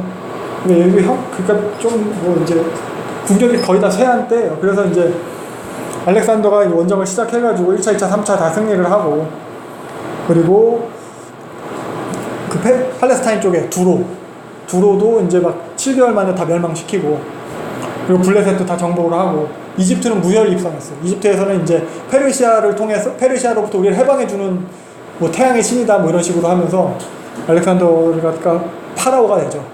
그 이집트에 가서는. 그러면서 327년에 인더스강에 도착합니다. 이게 알렉산더가 만든 제국이에요. 근데 이때 이제 11년 동안 계속 전쟁만 했으니까 9년 동안 고향도 못 갔어요. 부하들이 이제 종군을 거부했대요. 더 이상 못 싸우겠다. 그래서 이제 다시 돌아오게 되는 이때는 거의 막 알렉산더가 이제 군대가 움직여서 거의 도시 하나가 움직이는 수준이었대요. 은행 움직이고 노예들, 측량사, 의사 막 다 시장이 같이 움직였다. 시장. 그리고 마켓이 그런다 보니까 이제 다들 지쳐가지고 원정 끝나고 12년 만에 제국을 통일했어요. 왕이 된 지 12년 만에 33살. 그리고 그때 죽어요. 바벨론에서 33살. 그래서 알렉산더 죽고 나서 제국이 이제 나뉘는 거예요. 그래서 디아도키 시대 뭐 이렇게 얘기하는데 그 춘추 전국 시대죠. 그래서 처음에 7명의 장군 중에서 4명이 남아요. 그래서 요 마카이도니아 본토는 카산더, 알렉산더의 누나랑 결혼을 했어요. 그리고 요 소아시아 터키, 이쪽은 이제 리시마쿠스, 그리고 이쪽은 이집트 쪽은 프톨레미, 그리고 제일 넓은 쪽의 셀류코스. 그래서 요 이집트 쪽이랑 요쪽 가장 넓은 요쪽 메소포타미아 쪽쪽 요 두 나라가 어떻게 보면 성경에서 가장 중요한 나라. 여기서 걔네들이 계속 올라갔다 내려갔다 하면서 요 예루살렘을 갔다가 서로 막 뺏고 빼앗기고 하면서 막 초토화 시키거든요. 그래서 톨레미 왕조, 톨레미 왕조와 요 셀류코스 왕조, 요 두 왕조에 대해서 볼 거예요. 그래서 요때 셀류키드 왕조가 여기 오스테론강 근처에다가 수도를 세우거든요. 여기가 안디옥이에요. 셀류코스가 자기 아버지 안티오코스 이름 따서 안디옥을 갖다가 세운 거예요. 니도 아버지는 큰뿔? 큰 뿔이 이제 등장을 하게 될 거예요. 그게 네 나라 중에 하나, 네 나라가 각각의 네 뿔이잖아요. 하나, 둘, 셋, 넷, 네 뿔인데 이 중에서 하나가 더 이제 커져가지고 적그리스도적 역할을 하는 안티오코스 에피파네스 4세가 등장을 해요. 그렇게 되는 거고, 그래서 보면은 이쪽 이집트 쪽에 톨레미 1세는 성군 스타일이에요. 학자 스타일이에요. 이때 그래가지고 막 알렉산드리아 박물관 세우고 도서관 세우고 유클리트가 이때 유클리트 기하 가르치면서 이때 이제 왕궁에서 막 영성을 날리게 됐고요. 그 아들도 그 학문을 좋아하는 스타일이었어요. 그래서 이때 알렉산드리아 막 동물원도 이때 최초로 막 생기고, 그리고 파로스 등대 건축하게 되고, 이때 70인역 성경이 번역이 돼요. 그 전까지는 히브리어로 되어 있던 성경이 헬라어 성경으로 70인역 성경이 이때 탄생이 돼요. 그러면서 이제 연표를 보면서 좀 볼게요. 그 연표, 그리고 성경을 보면서 따라오세요. 성경은 여기서 안 보고 이제 좀 연표를 보면서 쭉 진행할게요. 그래서 보면은, 그러니까 셀리오코스 1세 요 사람이랑 프톨레미 1세 요 두 분은 사실 친구였어요. 셀리오코스가 프톨레미 휘하의 장군이었고, 장군인데 군사 빌려줘가지고 여기는 안티고노스는 제국 분할하지 말자였어요.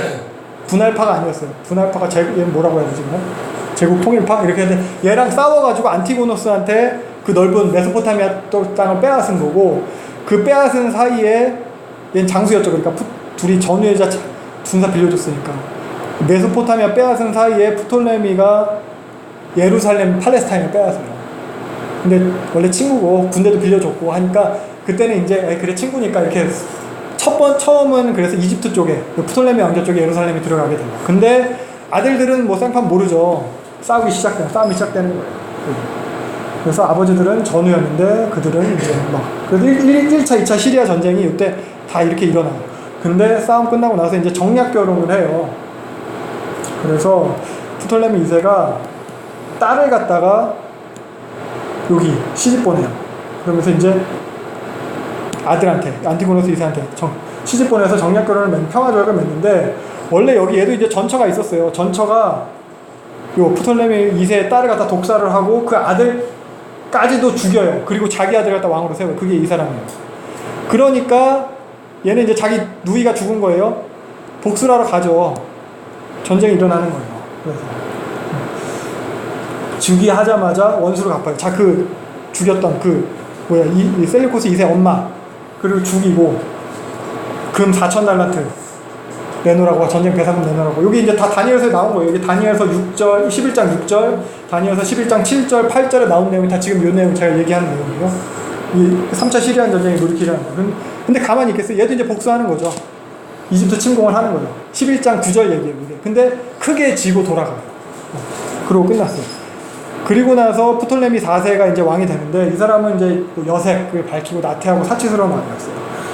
그때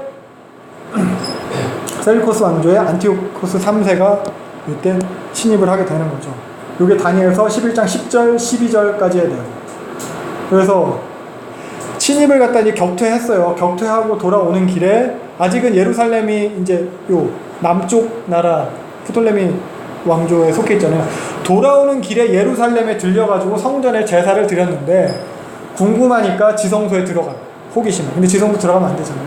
근데 요세푸스에 의하면 지성소에 들어갔다가 갑자기 중풍이 와가지고 쓰러져요. 그래가지고 이집트로 돌아와서 이제 분하잖아요. 자기 왕인데 수치심도 있고. 그래서 이전까지 있던 유대인의 특권을 갖다 다 박탈을 해요. 그 선왕이 프톨레미 2세가 1세부터 해가지고 유대인들한테 특권을 많이 줬거든요. 그러면서 70년 성경도 막 이렇게 번역하고 세금 면제 주고 있는데, 그런 특권을 갖다가 다 뺏어버려요. 그리고 나서 돌연사예요. 뭐 벌 받아서 죽었다 뭐 이렇게 표현하긴 하는데, 그러고 나서 그 아들 프톨레미 5세가 즉위를 하게 되는 거고, 근데 그때 안티오코스 3세가 침입을 해요. 그랬더니 예루살렘에 있던 팔레스타인에 있던 유대인들이 요 안티오코스 3세 편을 드는 거죠. 왜냐면은 자꾸 뭐 다 박탈하고 뭐 그 성전 막 들어가고 막 이랬으니까. 요 얘기가 이제 다니엘서 11장 13절 그리고 14절 얘기. 그래서 예루살렘이 요 지역이 다시 이제 북왕국에게로 넘어가게 되는 거죠. 이렇게 다니엘서 11장 15절 16절 얘기. 그래서 프톨레미 5세는 예루살렘을 빼앗겼어요. 그리고 안티오코스 3세는 자기 딸을 갖다가 프톨레미 5세한테 왕비로 보내요. 자기 마음대로 다스리게 하려고. 근데 요 딸이 요 자기 아버지 말 안 듣고 자기 남편을 잘 도와가지고 로마랑 이집트랑 동맹을 맺게 해요. 그 당시에 이제 로마가 이제 막 이제 떠오르고 있었거든요. 그 골칫거리가 된 거예요. 요때까지가 얘기가 이제 다니엘서에서 쭉 나오고 있는 거고, 요 북왕국은 요 안티오코스 3세를 통해서 이제 전성기에 들어섰어요. 그래서 최대 영토를 차지했고, 스스로도 이제 알렉산더의 후계자다라고 막 자처를 했고, 대왕이라는 호칭을 사용을 하고, 막 남쪽 그 이집트도 막 격파를 하고 했습니다. 그러면서 유대인이 자기 도와줬잖아요. 그러니까 유대인들한테 특혜 조치를 갖다 많이 줘요. 종교를 갖다 인정해줬어요. 니네 관습 다 절기 지키는 거 다 인정해주고, 니네들 헬라화 하지 않아도 된다. 그러니까 비헬라화를 인정해줬어요. 그래서 친유대 정책을 갖다 표현해 많이 이렇게 그 파격적으로 이제 제시를 해줬어요. 그러면서 유대 난민들 다 본국으로 돌아갈 수 있게 해주고, 3년간 세금 면제해주고 막 이런 식으로. 그러면서 제사장들은 끝까지 다 면제 뭐 이런 거. 성벽 재건, 성전 제사를 위해서 보조금까지도 지원해주고, 뭐 자치권 보조해주고 막 그런 거. 율법이 금지한 음식은 예루살렘으로 반입 금지해줄게 뭐 이런 거까지 다 해줬어요. 근데 이거 사실 오래 가지 못했어요. 로마가 이제 급부상하고 있었거든요. 그래서 로마가 이탈리아 반도를 갖다 이때 통일을 했어요. 이때 이탈리아 반도를 통일하면서 포에니 전쟁, 카르타고랑 전쟁한 거잖아요. 다 이겼어요. 그리고 마케도니아 전쟁 하면서 그리스를 갖다가 다 이제 먹었어요. 그 시점이에요. 그러면서 마케도니아 있던 필립 5세를 갖다 제압을 해가지고 그리스 자체를 갖다 접수를 하고, 그러니까 결국 이제 요 셀리코스 왕조랑 부딪히게 된 거예요. 근데 이때 안티오코스 3세가 먼저 침략을 해버려요. 이때 누가 있었냐면은 카르타코에서 패배하고 한니발이 이쪽으로 망명을 와 있었어요. 한니발 혹시 아시는 분 모르겠지만 그 한니발이 망명을 와 있으니까 한니발이 이제 군대만 주면 내가 쟤네 다 이길 수 있다 이래가지고 한니발 믿고 먼저 침략을 했는데, 로마에서도 그 은퇴한 스키피오를 갖다 불러가지고 한니발을 갖다 제압을 해버려요.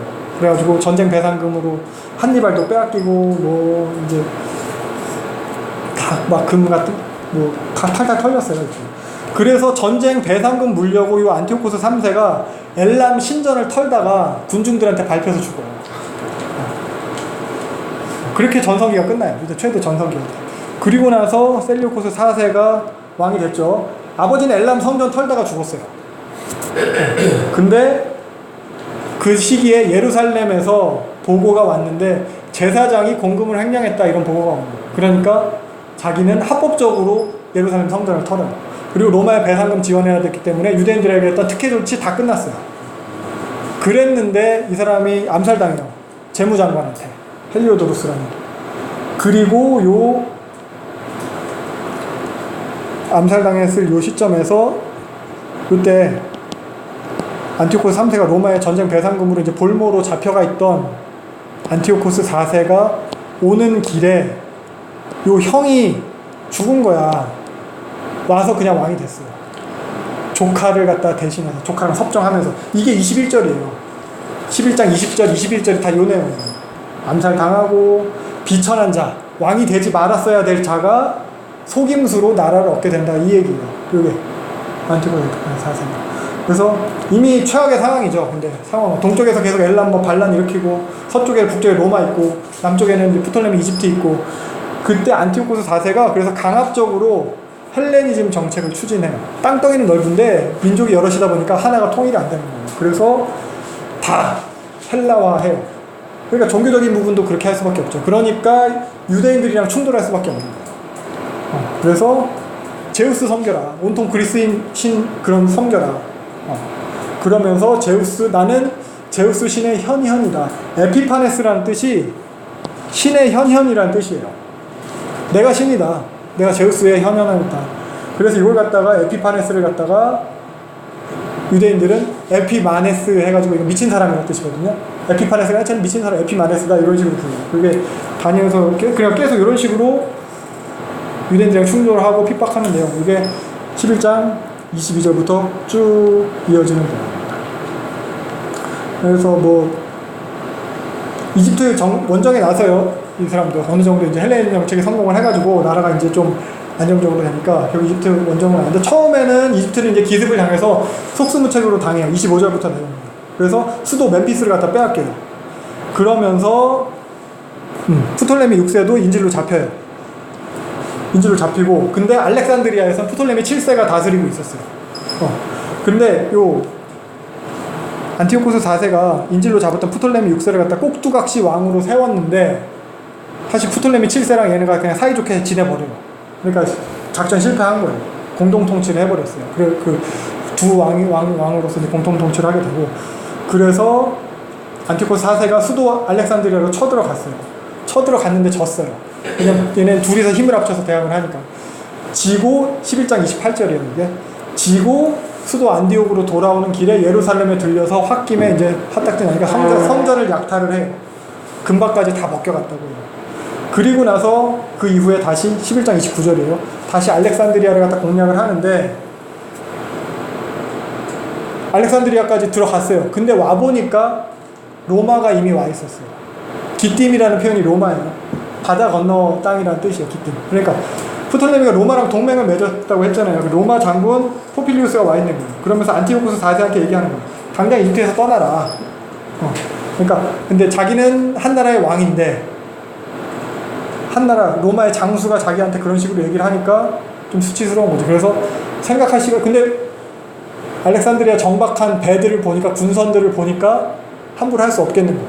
그래서 생각할 시간을 줘라 라고 했더니 이 포필리우스가 그 안티오코스 에피파네스가 서 있는 그 자리로 동그랗게 이렇게 뺑 둘러서 원을 하나 그리더니, 이 원 밖으로 나오기 전에 다 생각하고 나와라, 이런 식으로 말을 했어요. 지금 이거 들어도 다 못할 얘기를 선생님이 지금 혼자 막 하고 계시는데, 이게 지금 이 다니엘서에 앞으로 일어날 미래가 그렇죠. 앞으로 이렇게 자세히 적혀 있다는 거예요. 그렇죠. 그래서 사람들이 아니다, 이거 2세기의 기록이다라고 하는 거예요.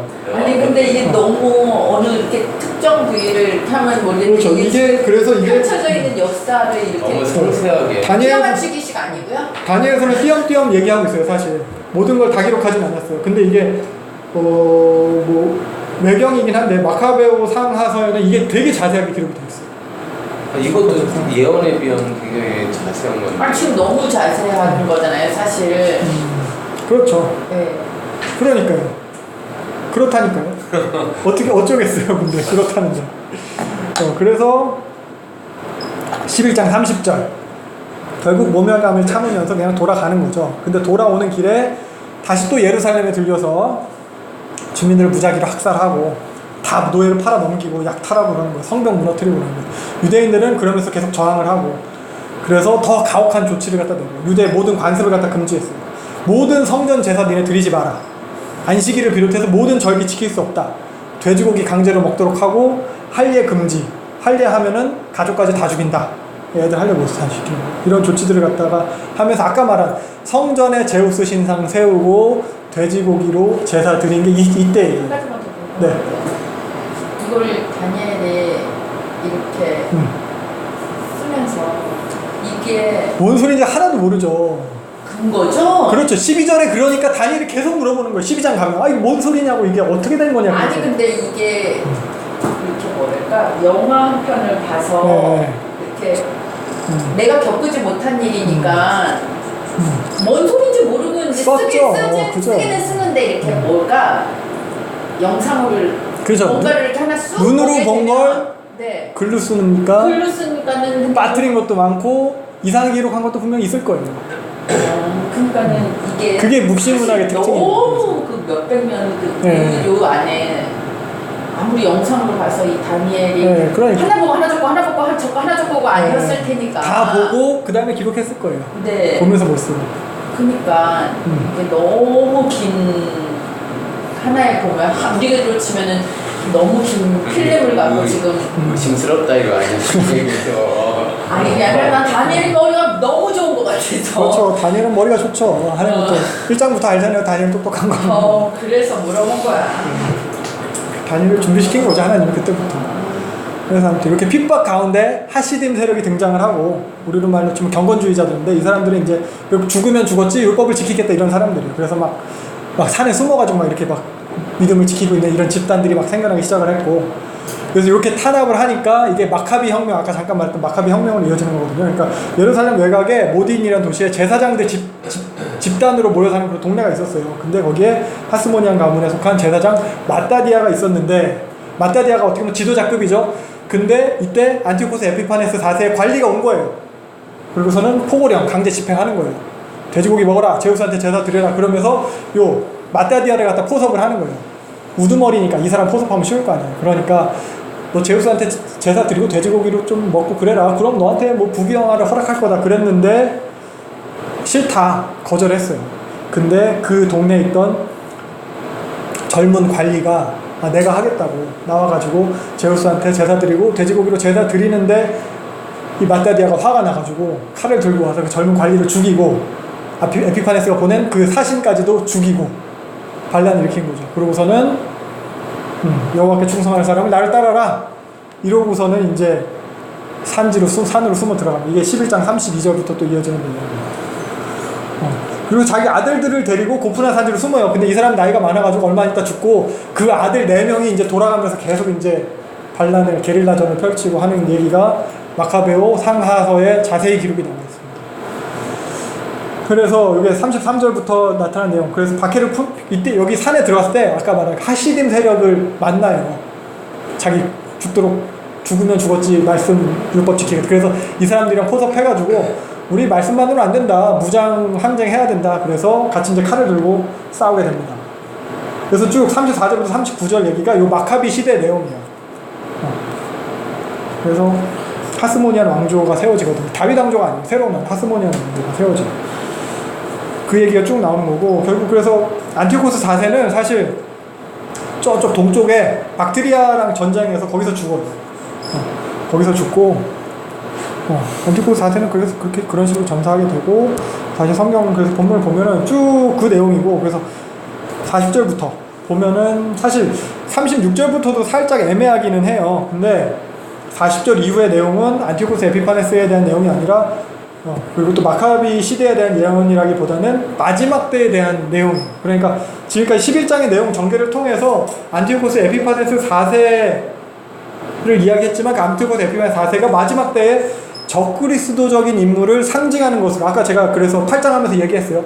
그 상징하는 인물, 모형적인 인물인 거예요. 마지막 때에도 이런 핍박이 일어날 거예요. 마지막 때 아까 계속 얘기해요. 궁극적으로 하나님 나라가 회복되는 그때에도 이런 에피파네스 4세가 했던 곧단 일이 일어날 거라는 거예요. 모형론적으로 제시된 거예요. 그래서 40절 이후부터는 그럼 그것이 이제 보다 이제 발전돼서 실제적인 마지막 때의 모습에 대해서 이야기하는 건데, 물론 이것도 묘사를 하고 있고 상징적으로 이야기를 하고 있어요. 그래서 40절 보면 여기서 마지막 때 이렇게 시작을 하고 있어요. 그래서 여기 궁극적으로 마지막 때를 이야기하는 거예요. 구속사의 끝날, 구약적 용어로 보면 여호와의 날, 신약 용어로 보면 예수님의 재림하는 그때, 하나님 나라의 도래, 새하늘과 새 땅 임박한 그때, 그 마지막 때에 세상의 교만한 제국적 그런 권세들이 마지막 전투를 갖다 벌일 것이고, 뭐 그래서 아마겟돈 전투 뭐 이런 식으로 표현하기도 하는데, 근데 그래서 결국 적그리스도적인 세력이 뭐 승리를 하는 것처럼 보이지만, 모든 권세가 그한테 돌아갈 것처럼 보이지만, 근데 결국 그도 45절 보면 최종적인 승리자가 되지는 못하고 끝날 거다. 포악하게 행할 것인데 결국 여호와의 산 앞에서 종말을 맞이할 거다. 아무도 그를 도와줄 자가 없을 거다. 이렇게 되는 거죠.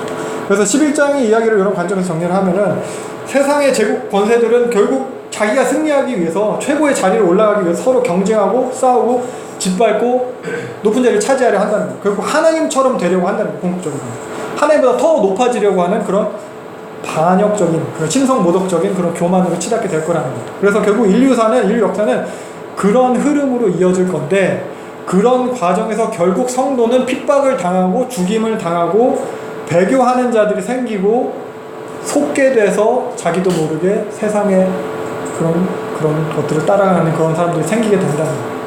근데 그런 과정에서 끝까지 믿음을 지키는 성도들 또한 구별돼서 나타나게 될 거다라는 거예요. 그래서 그럼 성도들은, 그런 구별돼서 나타나는 성도들은 그럼 그냥 그렇게 믿음을 지키다가 계속 그렇게 죽어나가는 그런 종말이라는 거냐. 그러니까 다니엘도 사실 그게 궁금하겠죠. 10장부터 이어져오는 맥락을 갖다 우리가 기억을 해야 되는데, 그러니까 다니엘은 금식하고 금욕하면서 70년이 다 됐으니까 하나님 나라 언제 회복되냐, 이거 하나님 나라의 도래에 대해서 새해 첫날부터 기도하는 중이었어요. 그에 대한 응답으로 주어진 게 이거예요. 하나님 나라의 도래에 대한 응답, 죽어나가는 이야기. 성도들이 죽어나가지만 결국에는 그 적그리스도적인 권세도 세상 권세도 결국 끝장날 거다. 그리고 이어지는 내용이 12장이에요. 그래서 12장 마지막 때에 대한 계시, 하나님 나라의 도래에 대한 것의 응답이에요. 그러니까 성도들의 죽어나감, 적그리스도적인 세력의 종말, 그리고 이어지는 얘기 1절, 네 민족 이스라엘 나라, 그리고 하나님 나라에 대한 거겠죠. 돕는 군주 미가엘이 이제 활약을 하게 되는 건데, 근데 그래봤자 또 환난이에요. 개국 이래로 이때까지 없던 환난, 큰 환난. 근데 그때 그러한 환난에서 구원을 받게 된다. 근데 니네 모두가 구원받게 되는 것도 또 아니다. 내 백성 중에 책에 기록된 자라야만 구원받는다. 니네 백성이라도, 이스라엘 백성이라도 기록된 자만 구원받는다. 그러니까 뭐 교회를 다녀도, 성도라고 해도 기록된 자만 구원받는다. 이렇게 뭐 볼 수도 있을 거예요. 그래서 2절 보면은 부활에 대한 본문이 여기서 이제 구약에서 이제 등장을 하는 거예요. 이미 죽은 사람들, 그러니까 땅 속에 묻힌 사람들 중에서도 많은 사람들이 영생을 받기도 할 거고, 또한 영원히 수치를 당하는 사람도 있을 거다. 이게 마지막 때의 모습이다. 이게 하나님께서 정하신 때의 모습이다. 그러니까 하나님께서 미가엘을 통해서 자신의 백성을 도우시는 모습이 이런 모습이다. 그러니까 성도는 결국 세상 권세 가운데서, 세상의 질서 가운데서 권력 앞에서 이제 박해를 받을 거고, 대도하는 자들이 막 생길 거고, 타협하는 자, 속는 자들이 나타날 거다. 근데 끝까지 정결하게 믿음을 지키는 성도들이 결국 또 연단을 받아서 나타나게 될 거고, 결국 많은 성도들이 핍박당해서 죽어나가게 될 거지만, 마침내 그런 적그리스도적인 세상의 권세는 심판을 받아 멸망을 당하고, 그에게 부역하던, 그런 그 권세에 부역하던 그런 자들도 영원한 수치에 들어가게 될 거다. 또한 그러한 심판의 환난 속에서도 책에 기록된 성도들은 부활해서 영생을 얻게 될 거다. 그래서 그럼 결론은 어쩌라는 거냐. 3절이죠. 이거 히브리 시가의 형식이에요. 3 더하기 3 구조. 두 행이 서로 대꾸를 이루죠. 우리 뭐 하면서 뭐죠? 애가 하면서 봤던 그런 거죠. 지혜 있는 자는 궁창의 피까지 빛날 것이고, 많은 사람은 오른대로 돌아오게 한 자는 별과 같이 영원토록. 그러니까 지혜 있는 자랑 많은 사람을 오른대로 돌아오게 하는 자, 요게 서로 대꾸를 이루는 거죠. 두 행이. 그리고 그래서 그 사람이 지혜 있는 자, 많은 사람 오른대로 돌아오는 건 어떻게 되냐? 하늘에 있는 광명체처럼, 하늘에 있는 별처럼 영원히 빛날 것이다. 이게 결론이에요. 그러니까 이러한 핍박과 배도와 타협의 유혹과 속임 가운데에서도 진리를 알고 지키는 지혜 있는 자들, 그래서 많은 사람들을 다시 진리로 이끄는 자들, 그런 사람들이 영원한 영광에 들어가게 된다. 영광을 얻게 된다는 거죠. 그러니까 세상에 잠시 잠깐의 그런 쾌락과 그런 영화에 넘어간 자들은 영원한 수치를 당하는 거고, 핍박과 순교를 감수한 믿음은 영원한 영광에 들어간다. 이게 기독교의 종말입니다. 이게 기독교에서 말하는 세계관이에요.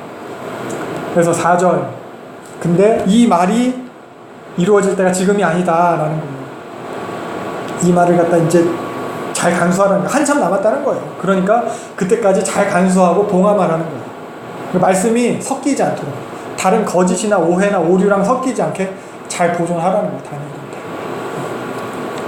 그러니까 5절 보면은 이제 다니엘은 보면은 이제 10장 이후로 보면은 계속 세 사람이랑 같이 있었던 것 같아요. 3명의 영적인 존재랑 같이 있었던 것 같아요. 그래서 그 중에 하나가 다른 한 사람한테 묻고 대답하는 내용이에요.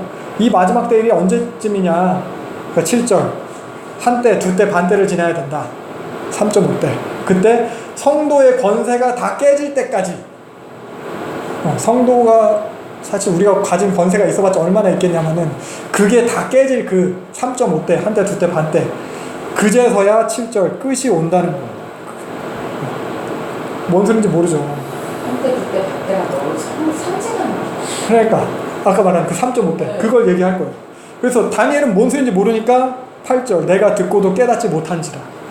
계속 얘기, 다니엘도 몰라요. 그래서 이게 끝이 어떻게 했냐고. 그랬더니 대답이 9절. 약간 이게 점잖게 이렇게 번역이 된 거예요.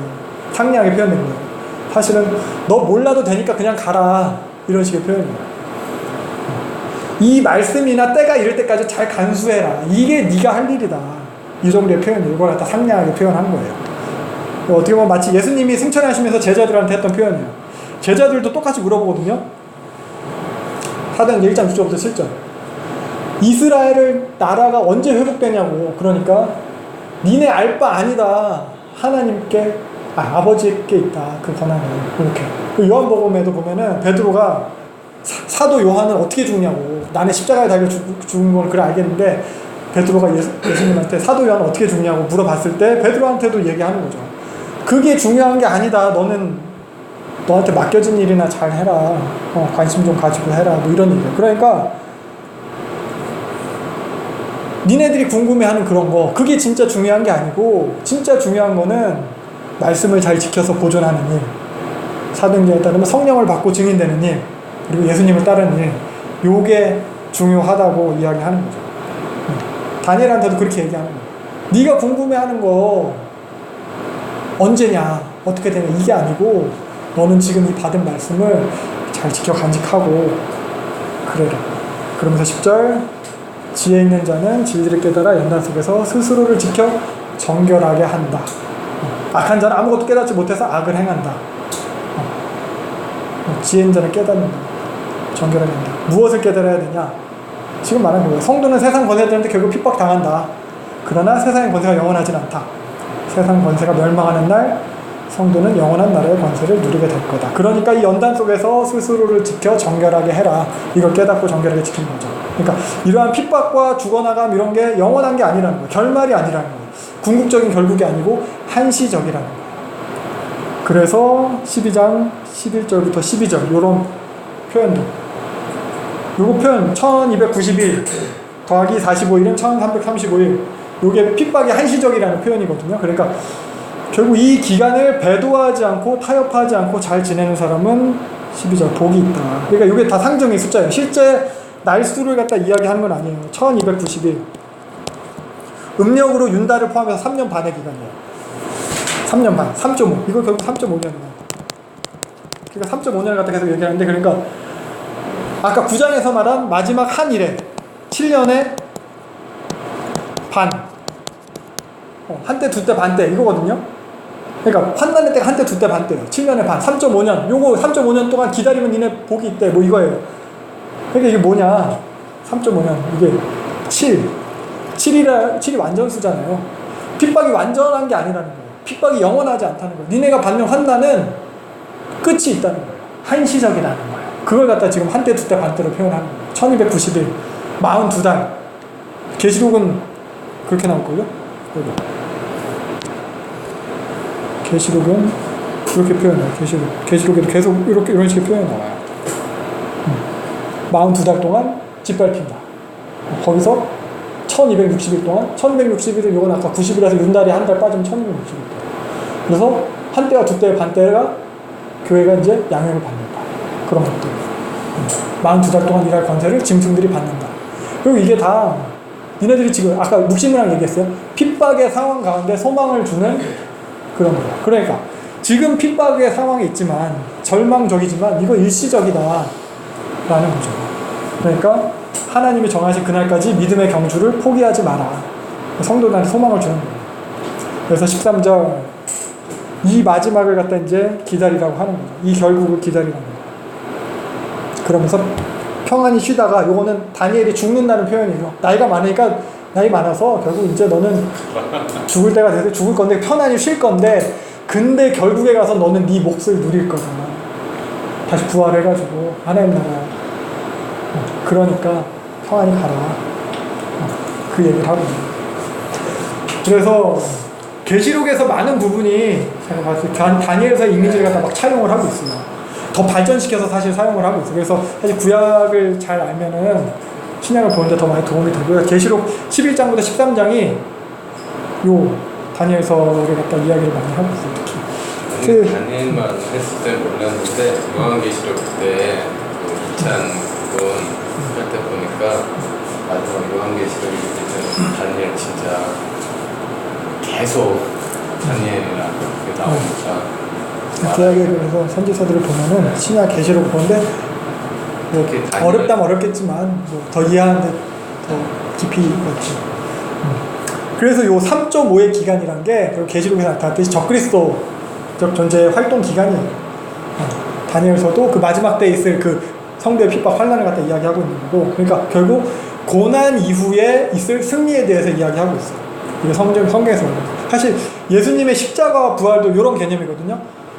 고난 이후의 승리, 종말론적 핍박과 승리를 갖다 반영한 것이 예수 그리스도의 십자가와 부활이에요. 다니엘서에서 나타난 그런 핍박 이후에 성도들이 누릴 그 부활. 그래서 우리가 이걸 갖다 생각을 해볼 때 우리가 믿는 기독교의 모습은 어떤가? 우리가 기대하는 기독교는 이런 다니엘서나 성경에서 말하는 그런 성도의 종말을 갖다 우리가 기대를 하는 것인가? 아니면 오히려 그냥 지금 당장 세상의 제국이 주는 그런 안락함이나 제국이 줄 수 있는 그런 부유함, 성공 그런 거 갖다 기대하고 있는지도 모르겠어요. 근데 말했듯이 세상의 권세는 결국엔 하나님을 대적하는 권세예요.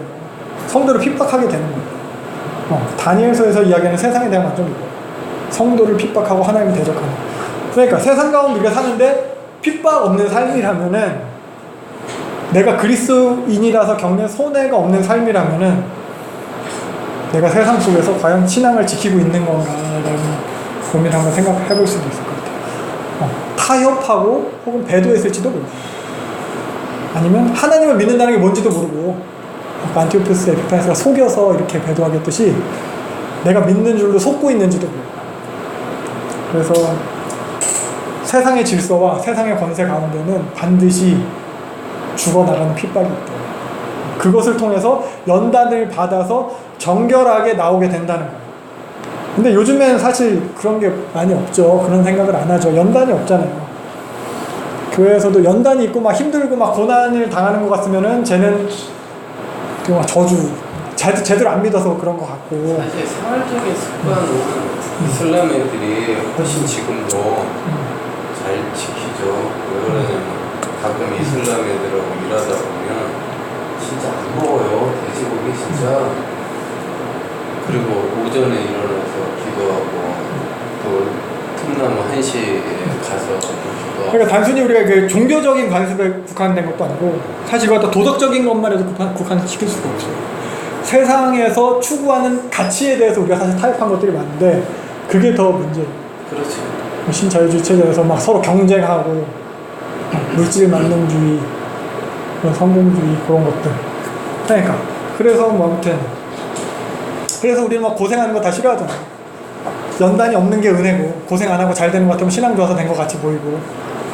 근데 실제로 보면은 우리 세대, 우리 아래 세대 고생 안 하고 지금 잘 사는 우리 세대들 보면은 연단이 없으면은 과연 믿고 있는 게 맞는지, 청소년들 하고 있지만 걔네들이 믿음이 있는지, 믿음이 뭔지 알기나 하는지, 믿음에 대해서 이런 고민이나 하는지. 그러니까 갈등이 없는 세대는, 고민 없는 세대는 참 믿음이 뭔지 깨닫기가 쉽지가 않아요. 저도 한 4년 같이 했는데 갈등이 없죠 애들이 지금 거의. 근데 이거를 교육으로 하는 수밖에 없는데 잘 안 되니까. 그러니까 그래서 연단이 없으면 그래서 정금같이 되기 어려워요.